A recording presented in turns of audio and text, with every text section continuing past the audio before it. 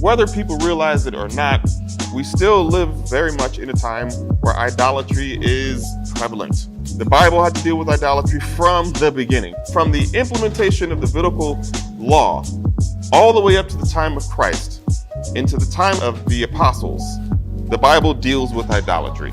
Acts chapter 19. And about that time there arose a great commotion about the way. For a certain man named Demetrius, a silversmith, who made silver shrines of Diana, brought no small profit to the craftsmen. So here, the goddess that was worshipped in that time, the pagan goddess of Diana, was a pretty central figure in that area. In fact, the temple of Diana was considered one of the 7 wonders of the ancient world. And so what you had were craftsmen who made smaller versions of the idol that was in the temple, and they sold them. He would smithy the silver, form the little idols, and he was making some pretty good money off of that. And then here comes Paul coming around talking about, no, it's just Jesus. And his profits were affected. He didn't appreciate that. And he called them together with the workers of similar occupation and said, men, you know that we have our prosperity by this trade. Moreover, you see and hear that not only at Ephesus, but throughout almost all Asia, this Paul has persuaded and turned away many people, saying that they are not gods which are made with hands. Any god that is crafted by a man is not a god indeed. Now this is big.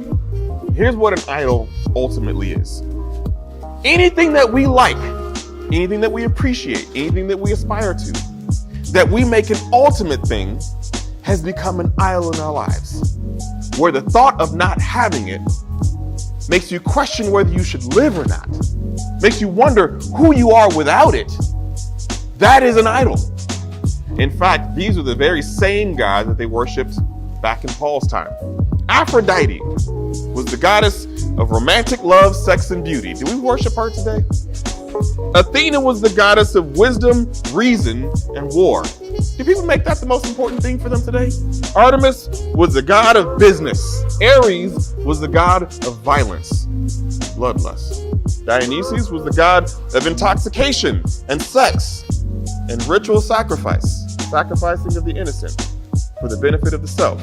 We just talked about abortion, didn't we? It's the same stuff, different names. And here they are in the city of Diana. The Roman word for that was Artemis, the goddess you went to when you wanted to be successful. And here this man Demetrius is saying, this dude Paul is talking about our goddess and he's disrupting our business. So what was Demetrius doing? He was defending his idol. And I gotta tell you, when you challenge someone's idol, be ready for a fight. They will get, and this is a big word in America today, offended. And if pushed hard enough, they will fight you or they will kill you. Verse 28. Now when they heard this, they were full of wrath and cried out saying, great is Diana of the Ephesians. So the whole city was filled with confusion and rushed into the theater with one accord, all with one voice, cried out for about 2 hours, great is Diana, some translations say Artemis of the Ephesians. The message of the cross is not simply that we don't sin anymore. The message of the cross is that we have been freed from our idols.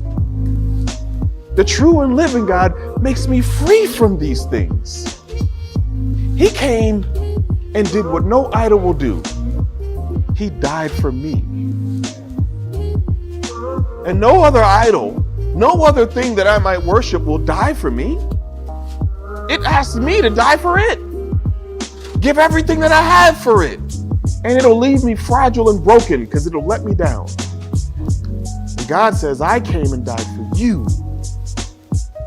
And I will never leave you nor forsake you. The message that we deliver to the people of this world is that your idol is a false one. And it will destroy you. And the true God, the true and living God in Christ Jesus will set you free. Don't be offended when they get mad at you for that. People want to defend their gods. Let them do it. But the truth remains the truth. And only through Christ can we be made free of our idols. And only through Christ can we expose them.